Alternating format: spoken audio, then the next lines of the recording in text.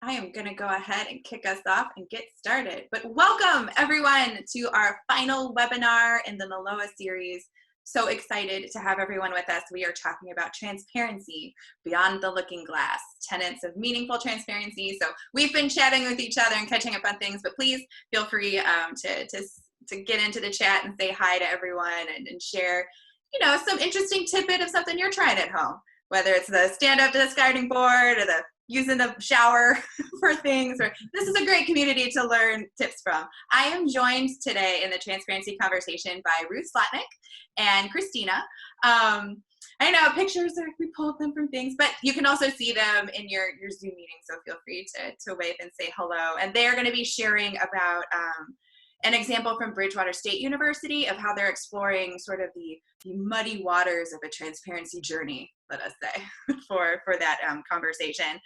So what we're going to do today is I'm going to provide a brief recap of the prior series. So I mentioned this is our last webinar in a series of webinars, and if you haven't been able to join us, that's fine. But we started with some community check-ins early on just to see where people are, and then we shifted to having sort of content specific with a twist to how can we use this information to help us plan and move forward in response to COVID-19. So I'll give you a brief recap of those and some of the resources that have been released in relation to each of those. So pretty much every time we've done one, we've also released something with it. So that's always nice. And then Ruth and Christina will take over and share about their example from Bridgewater. And Christina is our graduate student that is with us today. So woohoo! Learning is power. This is being recorded. The slides will be shared. Please do feel free to continue the conversation on Twitter. We're using the hashtag NILOA webinar, but use whatever you like, really. Our communications coordinator right now is shaking a fist at me silently. And all of those resources and things you can find from our homepage, which is learningoutcomesassessment.org. You can find the Google Doc of resources we've been curating and each of the recordings from the webinars and the related tools. So if you're not sure where to go, you can just go there and everything that you need, you can find. So let me start with our quick recap from those community check-ins that give just a little reminding framing to as we're moving through this process of doing. This is not a test of online education. This is about learning in a global pandemic crisis that has been moved to a remote distance teaching model. We're not actually doing really great online education at this point in time, nor would anyone expect us to. So please don't think about it that way. That compassion, not compliance, should really drive our decisions at this time in relation to policy, that we need to be listening to our students and be flexible to the situations as these are unfolding in real time, and that we need to be careful to not require a higher level of proof in our online classes than we would in a face-to-face to add additional barriers for students to engage in that way. The next community check-in that we had, we really started having a conversation about, let's not start from a point of negativity in our perceptions of students to create our policy. And there's a link in here, I'll send the slides out afterwards, to an Inside Higher Ed piece on authentic assessment, and really thinking about that we shouldn't be designing things to be blocking cheating, but how are we enabling learning and thinking about it there. We also had conversations about what do we do at the end of term evaluations for faculty and courses, and how do we use them as formative planning tools? How do we change those questions? What might that look like? And with that, we talked about the assessment reporting process, that yes, we are assessing student learning that is happening and unfolding, but what do we do with the reports? Is that a lower priority? Do we move the timing? Do we change the questions that we're asking from in that space, and sort of got into discussions there? From that, we then moved into, okay, what do we need to do to be responsive to the questions we're getting from faculty? So Pat Hutchings, Tammy Eggleston, and Chantel Stanford joined us, and we talked about modifying conversations on assignments to think about how to modify our assignments to be in an online modality, but also to really be responsive to students' needs. We released a revised questions that you can explore related to assignment conversations with that one. And then we talked with Erin Heyman and Dan McInerney about curriculum maps. How can we use our conversations prior on mapping to really think about programmatic planning into the future? And we added questions that was released with that to not go, now's the time to do curriculum mapping and document it, but how can we think about the longer term trajectory of learning as a way for us to plan into the fall and out in that trajectory. Last week, we had Joe and Brad join us, and we were talking about how do we report on the stuff that we did and the decisions that we've made, and how do we talk about assessment in these times? and why we did those things. So we released a communication toolkit, and that was in addition to a tool we already had, which is around evidence-based storytelling. So we sort of had, how do we modify the assessments or assignments? How do we think about planning in courses? And how do we talk about the work that we've done as we've been moving through this trajectory or the past webinars? So today, we are talking about transparency. And there is a common thread through each of those different pieces that we've been talking about to have transparency be at the end. And we have written a ton about this as the National Institute for Learning Outcomes Assessment, but it's really a common thread of educational design. Our assignments need to be created with clarity in mind and instructions to the students. That's the work that Marianne Winklemas has done around transparency in learning and teaching. Our curriculum maps really help us be clear on how different learning experiences fit together and in what ways, so we can explain our design to students so they can understand. And effective communication is really about sharing meaningfully with folks in different places. If you want to do a deeper dive into transparency and some theories around it, we do have this as a common thread structure in a book that we released on learning systems with research that we did with over 800 institutions. And so if you want to check that out, if you've got time on your hands or need some reading before bed, definitely take a look. But I like to talk about transparency in 3 different ways. And the first is really thinking about transparency in online communication, or is it posting things online? So transparency shows up a lot of times with, where does this live on your website? Is this posted somewhere? Can somebody access it? And most of the time, someone to access is meant faculty. So it'll be on a provost page or an academic affairs page.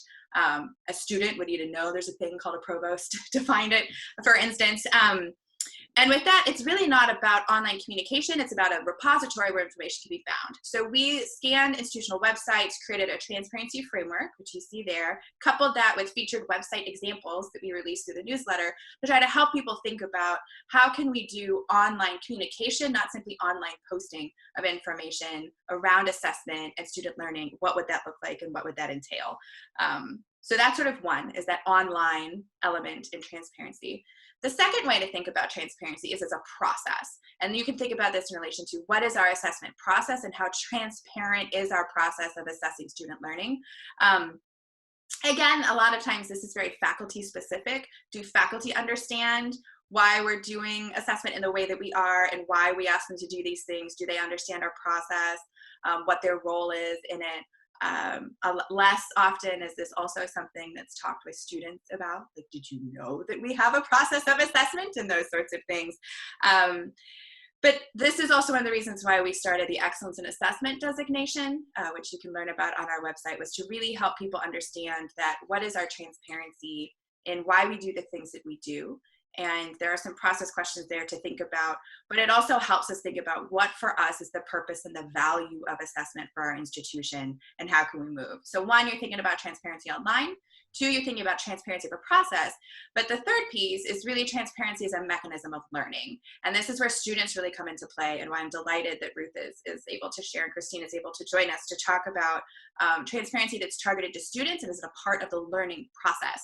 So most of the time, when we think about transparency, it's to an external body. So in terms of who is aware of our learning outcomes, our students sometimes don't even know. Or they're listed in a course catalog, but they're not looked at. They're put on a syllabus, but they're not mentioned again. And so the relevancy of learning outcomes to my learning experience as a student is not there. That is not transparent. It's not clear. So some of the thinking about, do students even know about the learning outcomes? Are they talked about beyond the first day? When and what ways? Are students clear on what their assignments or different tasks are? Is this a demonstration of what I'm being asked to do particular things? How does this build from other places? Transparency in this space, it helps make connections clear between assignments and mapping that we were talking about earlier. You can also think about this in terms of experiences or even student employment. If you want good examples of this, I would take a look at the We Grow program from Wisconsin, or the Iowa Grow, where they're having students reflect on how their learning and courses relates to the work they're doing in their jobs. And this is also a great opportunity for students to reflect on their learning in some places in time. So that's a place to think about it. The last 2 parts about transparency and learning that I want to mention is really thinking, can we even measure our students on things that they didn't know that we were measuring them on? Am I really giving you a solid demonstration of the learning that you're interested in if I didn't even know that my assignment that I thought was for some other purpose is being used in this way? So there's some interesting philosophical measurement issues that you can get into in the transparency space. Happy to have that conversation with people at another time if you like. That's the place that I like to live, in the weird philosophical spaces. But I think it is a nice opportunity to think about reflection and action for our students, and things that we can do with them on, do they even know that they learned something, or do they think they just survived a course and that they don't know what they got out of it, or that there was an intention behind what we were asking them to do. So all of that transparency to students and learning is very important. And all of this matters too, because if we don't tell our students why we're asking them to do these things, they feel a bit like this with the courses, where it's just like, what do I need to do? We're like, no time to explain, get in the llama. And they just get through it and do the pieces, but that lack of awareness and transparency isn't there, which can be make them feel like we're asking them to do ridiculous things. So how does this relate to COVID-19? Well, in some ways, transparency can be a mechanism by which we make very clear the value and the worth of the different educational experiences we're asking of our students. There's a link here to an Inside Higher Ed piece about the projections of 20% of our students not returning, and students being very concerned about cost in terms of what they're paying for in this space. So transparency and learning can really help make decisions on navigating our education, help me determine where I need to put my attention as a student to my learning. And it's also just really good educational design and practice. So that is a high level, quick run through transparency, 3 of them: online, process, and making this very clear to students as a learning teaching practice. And now what I'd like to do is turn this over to Ruth and Christine, who will share their institutional example from Bridgewater State. Thank you, and thank you, Natasha and NILOA, for inviting us to speak on how BSU is leveraging the voice of the student voice in the transparency learning outcomes work at Bridgewater State University. I'm Ruth Slotnick. I'm the Director of Assessment at Bridgewater State, and I'm joined today with Christina Ouellette, our graduate assistant, who will be leaving us in August with a master's degree in physical education with a specialization in recreation and youth leadership. At 23, she is the youngest member of our office staff. We're also joined today by Joanna Boeing-Bratton. She's on the webinar, she's in the chat. So hey, say hi to Joanna, and Joanna will be chiming in here and there as we move about through our PowerPoint presentation. And feel free to follow us on Twitter. So let me tell you a little bit about Bridgewater State. We're a regional, comprehensive RU1 public institution located right there on the map in southeastern Massachusetts. We're near the IKEA, we often say, and we serve approximately 9,000 undergrads and 1,500 graduate students. 2/3 of BSU's undergraduate population identify as students of color, low income, or first gen. And over half of our students are transfer students. So let me tell you about our big problem with transparency. In 2014, we discovered, well, our learning outcomes were mostly located in self-study documents and departmental hard drives. Perhaps this is also your problem, maybe even your problem right now. There were a few rare specialized accreditation programs that had external facing visibility in 2012. The impetus to solve our transparency problem was twofold. First of all, we needed evidence of transparency for our upcoming interim report for NECHI, the New England Commission of Higher Education, our regional accrediting body, and we needed to get our assessment council some data on how we were doing. Our assessment council is comprised of faculty and deans with data to determine our next steps forward. So the bottom line, we had very limited visibility for approximately 94 degree pathways of our learning outcomes. So we needed to get some strategies. We put the pedal to the metal, and we conducted a deeper dive of all academic programs in 2015, 2016. This took me and Joanna about 100 hours, look at every single program. We built a rubric to score each program using criteria from the NILOA Transparency Framework. which came out in 2011, but really was heating up in 2015. The excellence and assessment designation criteria and rubrics were incredibly helpful to us.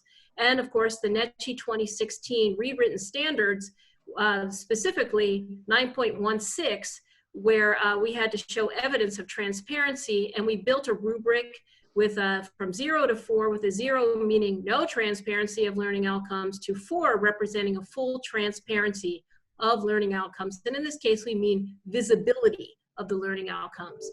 Revved up with data in hand, we welcome back our assessment council in fall of 2016 and again in 2017. And we made some appeals. We made appeals to the Academic Affairs Assessment Council and underscored with the data the national models as to why transparency of outcomes matters. And we appealed to our program chairs and college deans to take steps to increase visibility, and we did this lovingly, and asked departmental departments to put their outcomes on the intranet website. We have this intranet extranet problem, I would say. Even just any little bit would help. We also made appeals to the marketing and communications department to increase transparency of learning outcomes by placing them on the university's external site, including the BSU catalog, which is accessible to the public. And here was the response.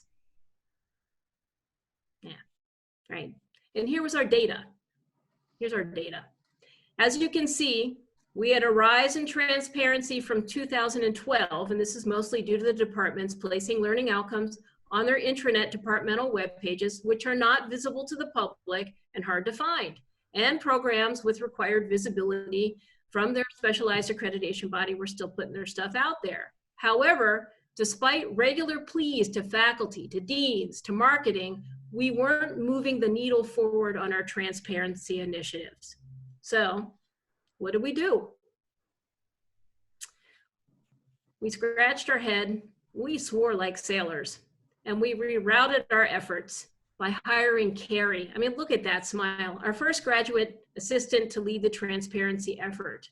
Because of Carrie's work, by 2017, all the learning outcomes were posted on the Office of Assessment's intranet page.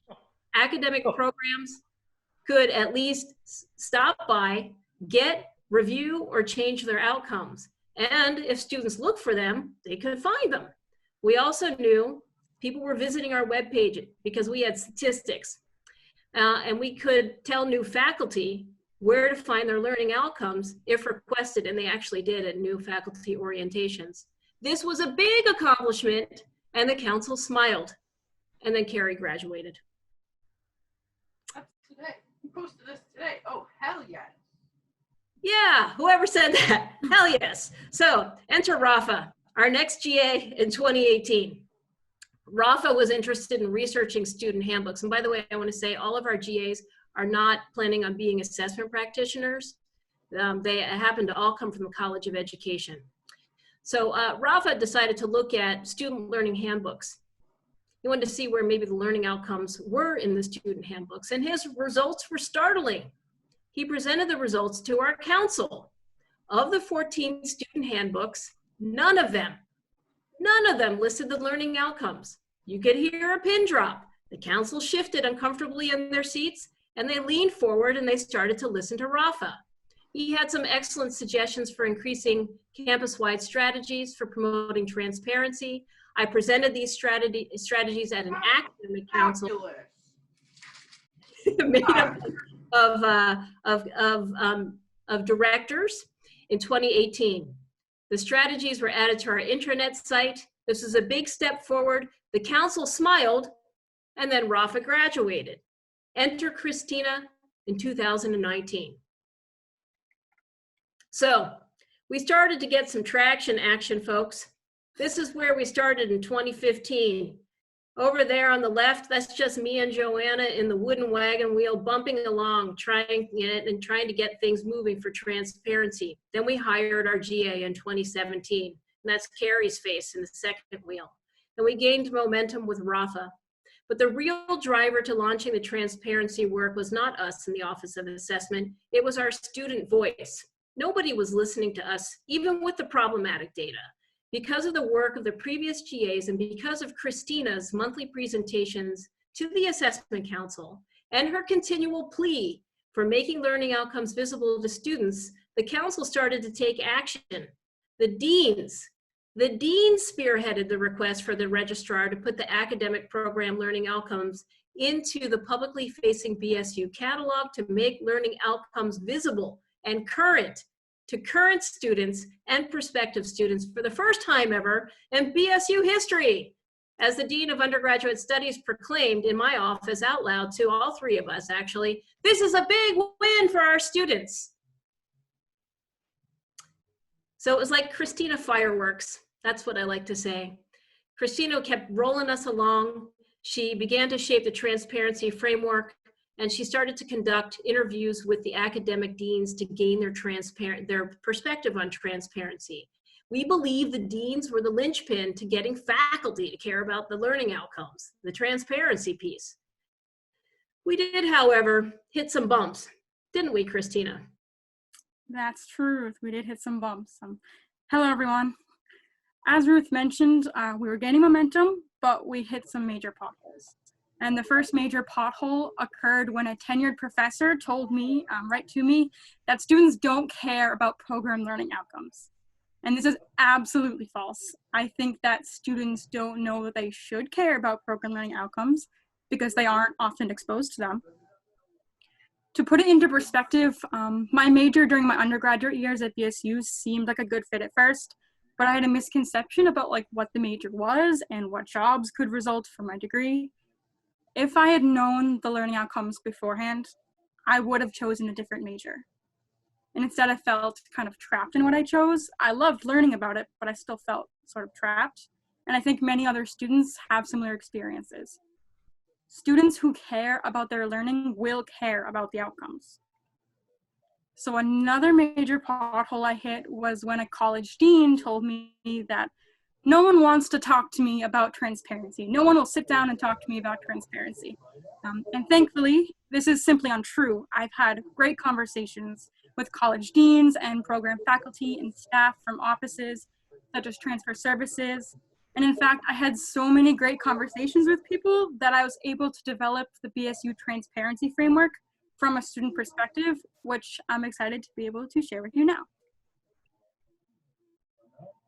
So what you are looking at here is the Bridgewater State University Transparency Framework. The purpose of this framework is to promote the importance of program learning transparency on our campus and beyond our campus. So the framework is a pyramid that illustrates 5 stages of the transparency of program learning outcomes. At the top of the pyramid, there's a monochromatic semicircle image represented by the dotted yellow lines. And that demonstrates the intensity of exposure levels of learning outcomes beginning at the academic department and radiating through the layers.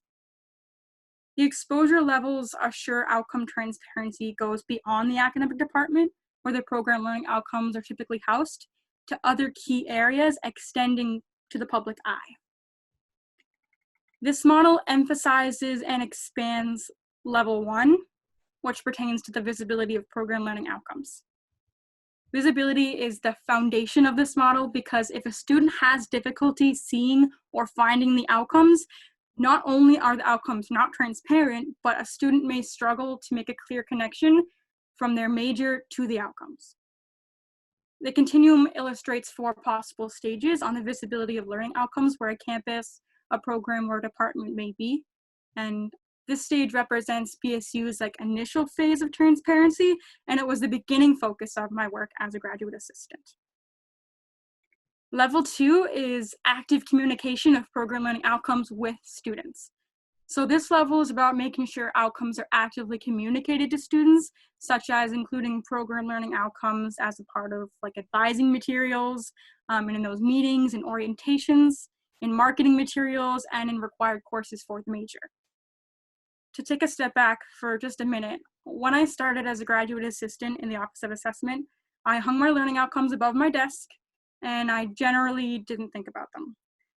When I was a little over halfway through my major, and certainly not while I was procrastinating my assessment tasks, I looked up at my outcomes and just started going down the list. And I was like, Oh, the first learning outcome. Oh yeah, I've achieved that already. Check. Second one. Oh, I haven't done that one yet, but I know I'm taking a class next semester that pertains to that. So that one's good too. Check. And I kept going down the list just like that until I got to the 5th learning outcome. And that was where I was like, okay, hold on. Something here is not quite right. That 5th learning outcome stated that by the time I should graduate, I should know how to evaluate strategies that influence sport. And this made me stop because my concentration had nothing at all to do with sport. So now I'm sitting here and I'm realizing that there's this big disconnect between what I'm actually learning and what my program is telling me I should know by the time I graduate. If I didn't take the initiative to look over my learning outcomes, and frankly, if I was not a graduate assistant in the Office of Assessment, I wouldn't have been able to find this disconnect and figure out what steps I needed to take to make sure I'm learning what I should be learning. And that's why actively communicating program learning outcomes to students is crucial. So the third level, level 3, is connection and application at the program level. So once program learning outcomes are visible for students, step 1, and key influencers are taking steps to communicate them to students, step 2, it then allows for a deeper connection to be made from what the students are learning in their classes to what they should be learning in their major. Transparency can be used as a tool to express how classwork and perhaps what a student is learning in an internship directly connects to the aims of the program.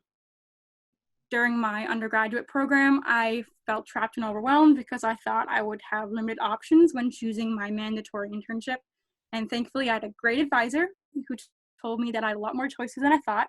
And he helped me connect what I should be learning in my program to an internship site that also met my personal interests.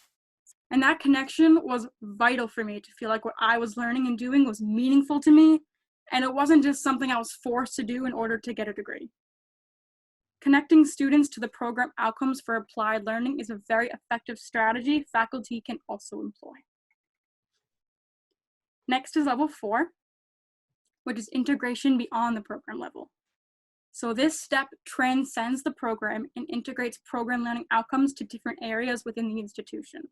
And this could look like how the skills, lessons, and knowledge they learn can be applied beyond the program, including future career goals.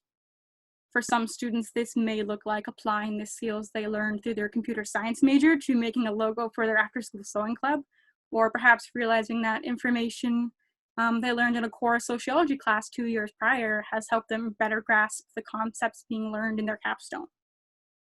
Once a student feels they've accomplished a learning outcome, they can refer back to it and say like, this was useful for XYZ, or I was successful in this because I knew that.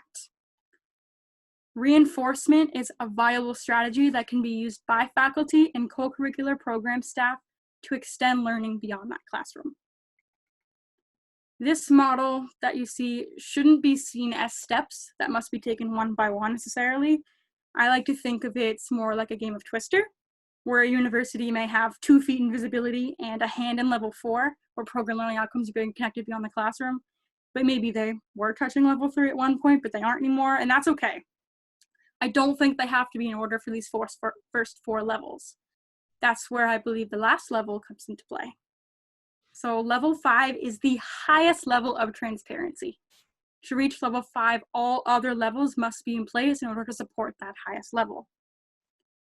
Level 5 then blooms into the exposure model, which I talked about in the beginning, and causes the ripples needed to promote activity within those levels. Could think about it as the initiator for the signals going out to the students' brains and into all those levels.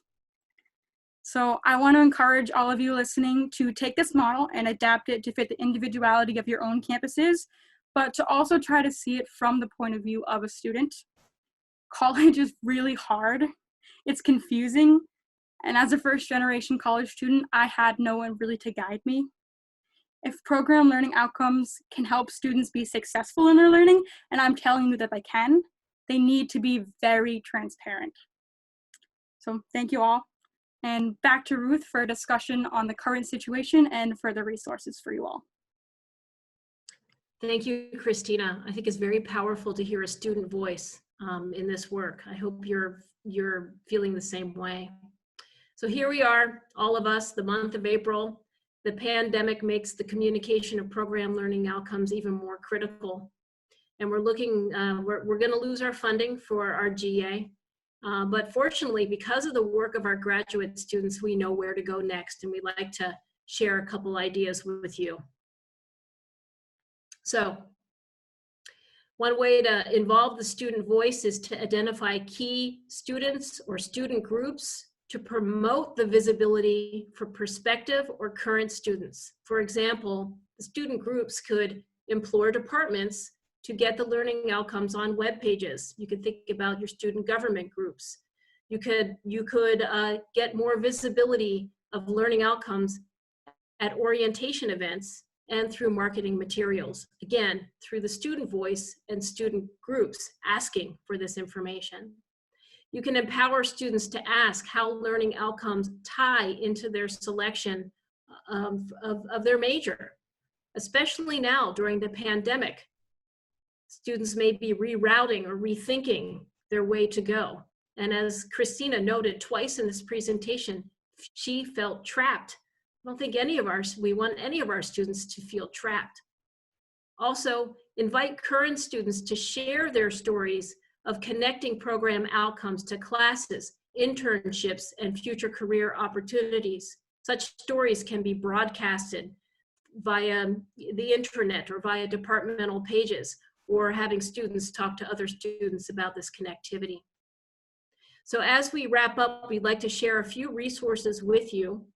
We are publishing a paper in May with the transparency framework presented today, as well as a page-long view, 2 pages actually, I think, of both campus-wide strategies for increasing transparency from the president down, or from the faculty up to the presidencies, actually student body up to presidency, as well as specific departmental strategies.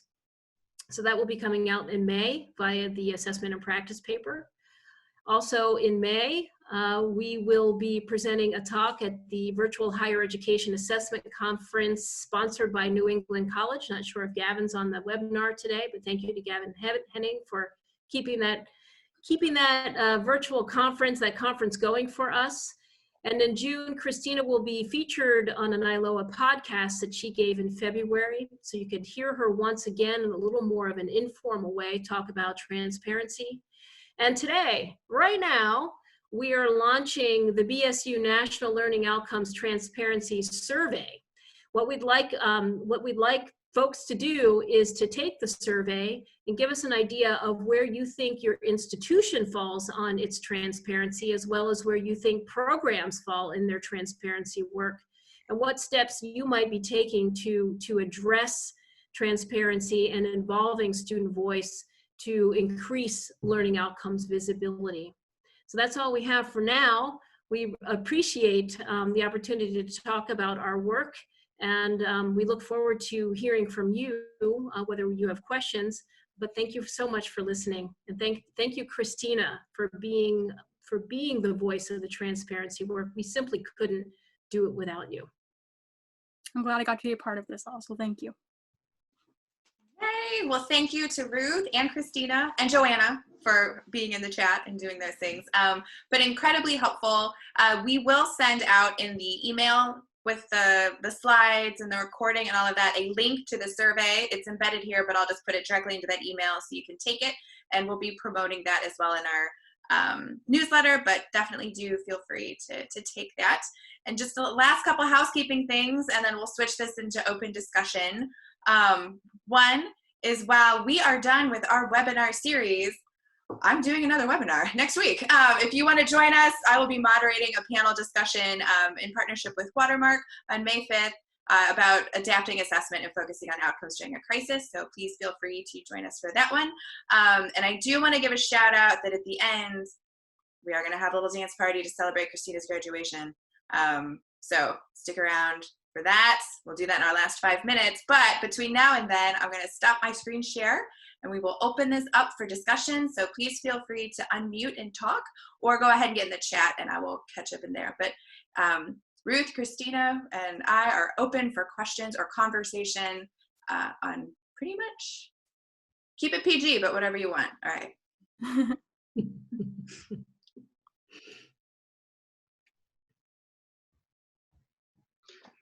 Hello, this is Yarek Yanya from Santa Ana College, if I may. Hello, Yes. Natasha. How are Hey, you? I'm good, Yarek. How are you doing? All right. I'm so happy you've been offering those webinars. I tell you, I'm looking into a big, I don't know what, despair when they are going away. I just don't know what I'm going to do from now on without those Thursday, talks.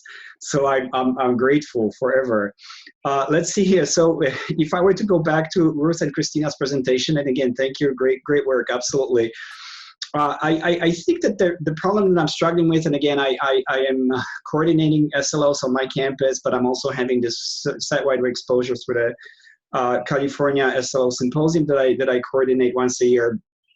And the question that I'm getting about the transparency is what it is that we are exactly trying to project, because we are so heavy on student academic achievement, like if there is data that has to do with certificate completion or GPA or transfer rates, and everybody's, let's do something about that data. But when it comes to outcomes assessment, it's more like, okay, so 83% of our students know how to use MLA writing style. Okay, that's for the English to take care of, and it better be 100% next semester. One of the deans or VP or someone can kind of jump on them. When it comes to algebra, it's pretty much the same thing. Students are just not getting those brackets. Well, then go ahead and take care of that. So that's one side of the spectrum. On the other that I hear is, let's just say that there is a coordinator who says, hey, guess what? Last semester, we assessed 1,200 SLOs.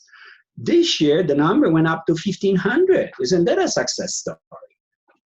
Okay, with complete disregard to the fact what those SLOs are, what they actually measure, how they impact students or faculty or curriculum or anything else. So I think that's what I'm struggling with, that this fixation on the number, and then how do I actually make it interesting in my boardroom and colleges across the state, the fact that our students are learning those specific subject-oriented, area-oriented competencies.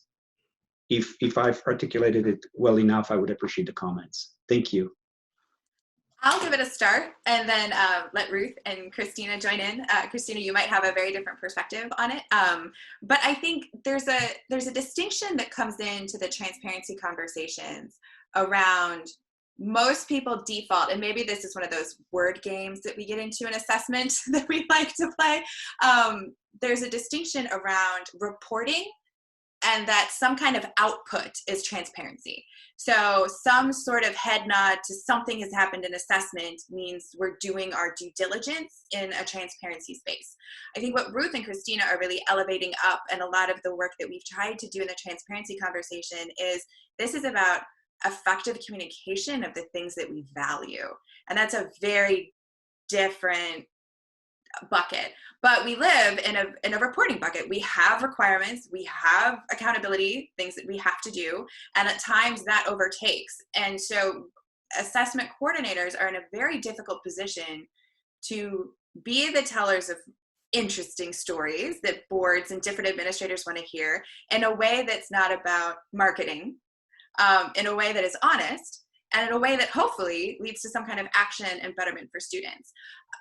And that's in an assessment person where you don't have mechanisms to drive that other than goodwill and conversations is very difficult.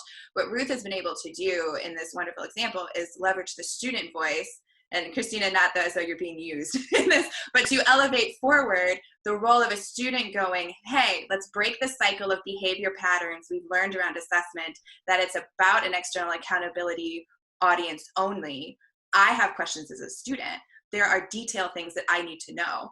I don't even understand why we have some of these program learning outcomes as a student, and I don't value them. And if you want me to be a graduate of your program, you better explain that to me and add this value. And so that is a very different, you can't do that by just going, it's on a website, or I posted 88% of our programs completed. That's a very different conversation. And I think helpful to disrupt those patterns that we've gotten into in assessment with administrators. So not saying like grab a student and drag them in, but anything that can sort of give people pause to rethink the checkbox kind of mentality or the reporting piece could be helpful. I don't know, Ruth, if you have a different take on that. Yeah, I have a couple different thoughts on it. I'm also watching the chat as it sort of moves along. So I guess I'm more interested in the connectivity piece, as Christina was speaking about how when she did the, I looked at this outcome, I had it.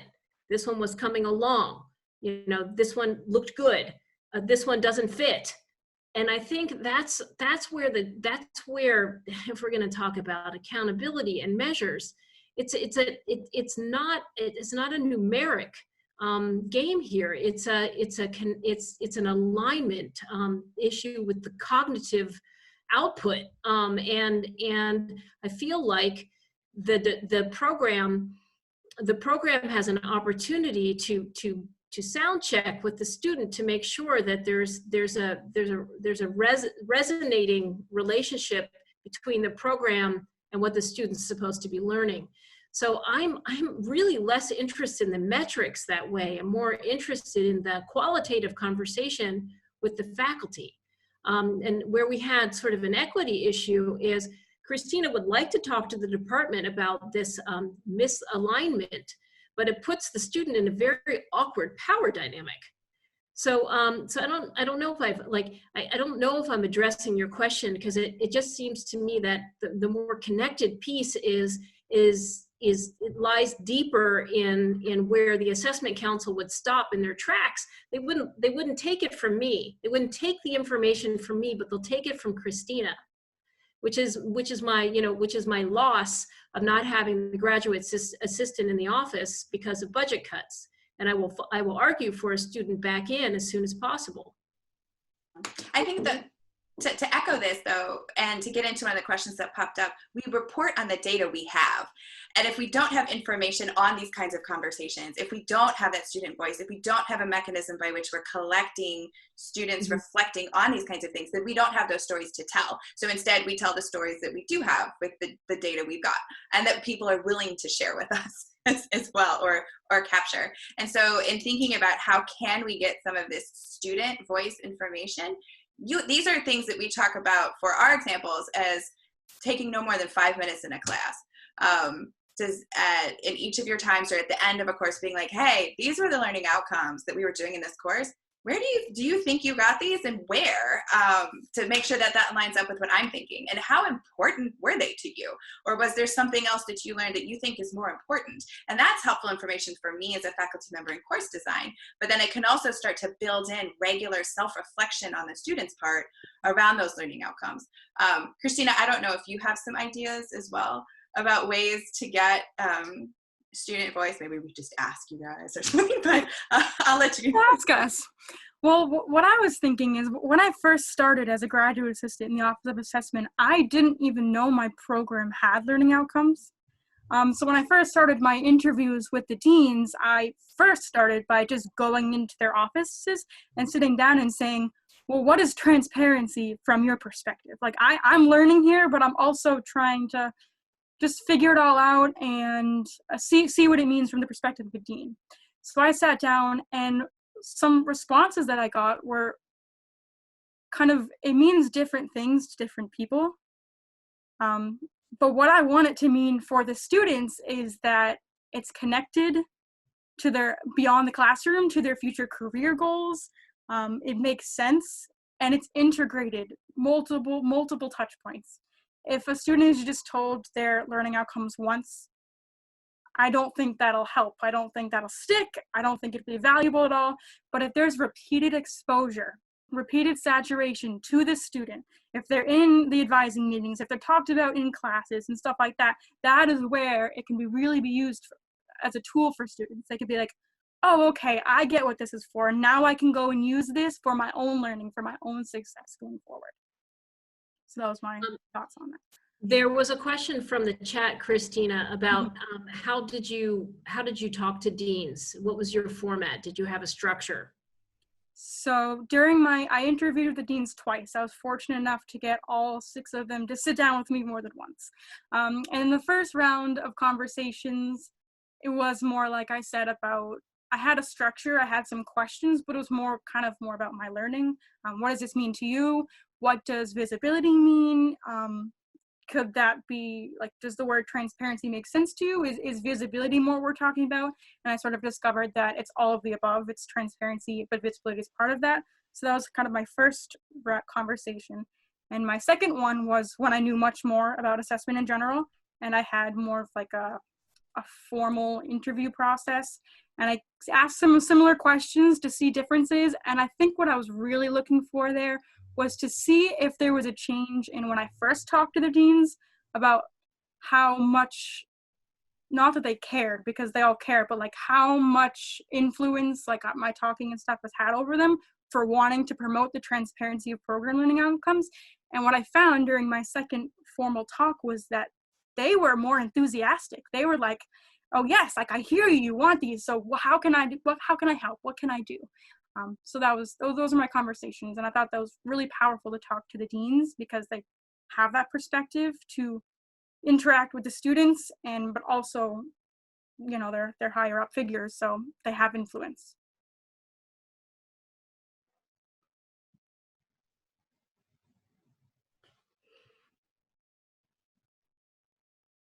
Other thoughts, comments? What you got, Christina? I see part of the question was, how did you frame the conversations to gain access? Honestly, I just said, hey, I want to talk to you about transparency. And all of them responded, okay.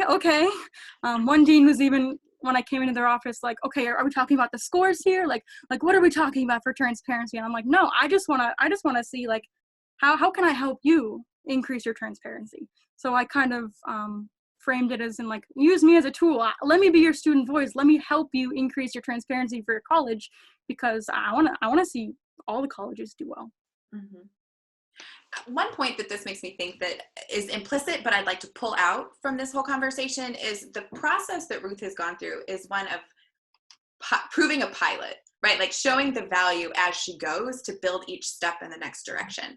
And as you think about your own transparency journey, it's going to be really hard to sort of go up to faculty and be like, hey, I got this great idea to add questions to the course evaluation. And they're gonna be like, what? Or get into a conversation. So thinking about what's that level setting conversation that needs to happen, or the students coming in going, you know, if I'd have known that this was what I was supposed to do, I would have navigated this entire program differently. I would have taken different classes. I would have done different things. And Christina's like, I would have gone into a different major. And that can say, oh, what? And get into a conversation. So thinking about how do you make, within your own organizational structure and culture, the case to even have a conversation on these things will be crucial. What are those baby steps, maybe, is the way to think about it, or the things that start to build that get this on this is a priority that we need to think about and start to move in that direction. And I think the student voice can be incredibly powerful there. I also wanted to mention that literally in the NECHI standards 9.16, it mentions the word in standard 9 alone. The title of the standard is integrity, transparency, and something else. And then in 9.16, it wants evidence of the result of the transparency of the student learning outcomes. So the word transparency is very intentional by NECHI in the document. Christina and Ryan chimed into the chat, Ryan Fisher, about vocabulary. And we found that the dean's own vocabulary was pretty limited in having a conversation about transparency. So we figured we could leverage the dean's understanding, then they could in turn, through the annual assessment reporting process, be able to provide feedback, because the annual reports are supposed to be a conversation between the academic deans and the program, not the Office of Assessment and the faculty. And so that we help the deans work on their language around transparency and find their own way of being able to communicate to the department, hey, you know, maybe you want to reinforce that outcome on the assignment. Or could you tell me more about? So we had an inquiry-based model where the dean was then engaged and empowered by a conversation where they had a student they felt comfortable and revealed and vulnerable having a discussion with. And as one dean said to me, I am now looking through the eyes of Christina while I sit in this core curriculum steering committee meeting and think about the outcomes. That's powerful, because he brings Christina's eyes in, not just, you know, his eyes. And I think that's the piece where we're rolling along now. I feel more comfortable knowing that the language and the vocabulary, at least from the dean's view, is solid. Now we're losing deans. We always lose deans. They, you know, they go on to presidencies, they take other deanships. And so it's a constant moving sands, but I thought that was really important to add here. See Ryan nodding his head. I just had a thought, which is I wonder if it isn't worth trying to involve academic advisors in the conversation, because that might be a great way to reach students, to get them more interested in the learning outcomes of different majors at that moment where they're actually maybe thinking about majors or thinking about classes. Because I agree with you, it's such important conversations to have, and I think sometimes it's really hard to engage faculty in the conversations directly. Yes, huge plus one to Karen's point about the academic advisors. And I would say bring them early and often. We have a tendency, if we involve academic advisors, to do it at the very tail end, like, oh, by the way, we made a new program in these maps, and here you go. And they're like, what? But asking them, what conversations do you have with students? What are you hearing from students in these spaces can be incredibly information as well for program planning and thinking about the outcomes and all of that. So one of the pieces as we think about transparency is, with whom are we talking, and who is our community, and with whom do we collectively solve this problem of understanding how we're all trying to get our students to some shared goals, and how are we helping them get there in really meaningful ways. So, and I saw a lot of people hollering that they're advisors and their faculty. I used to be an advisor and a faculty member, and I think so many faculty advisors also don't see how useful it can be when you're helping students pick majors or pick classes to talk about learning outcomes. So for all the faculty advisors at institutions, I think maybe getting the idea out to them is useful. Yes. Yes. All right. One last comment or question, and then Christina dance party. So. I just wanted to offer an alternative. I love the student input, but I've been at 2 different institutions where we've had top-down instigation of, we need to be transparent, and that has really helped too. So like what you were saying, as part of our regional accrediting review, they said you need to be more transparent about your learning outcomes, and because of that, 2 years later, they're all out on the websites now. Yay, it was magic. That's how you get deans to do things and agree to things and tell their chairs they need to do it too. So that was at a larger level at my current institution. At a smaller level, I was at a center within a large school, and the director made it his mission to make sure everyone had the institution, the gen ed, and the program student learning outcomes, as well as their own student learning outcomes for their course on their syllabus. And we tracked that over the years and saw how that grew, because he kept saying it every time we got together: you need to have this, you need to have this. So it's that kind of repeated message from up top that really helps too, if you want to go from that direction. Yes, and know your institutional culture and what will drive change. We've also seen some institutions that know that programs are really competitive with each other, and they'll get one to go and be like, did you see what they did on their programmatic website? And the others are like, what? No, we're behind, and then start putting it on there. So if you can do friendly rivalry, you can know your structure and know what gets people moving, and getting into those spaces. So there's many ways to get to the road of making what we do clear, which shouldn't be hard, but apparently is. So huge thank you to everyone for coming and for being part of our series. And Ruth and Christina, thank you so much for sharing today.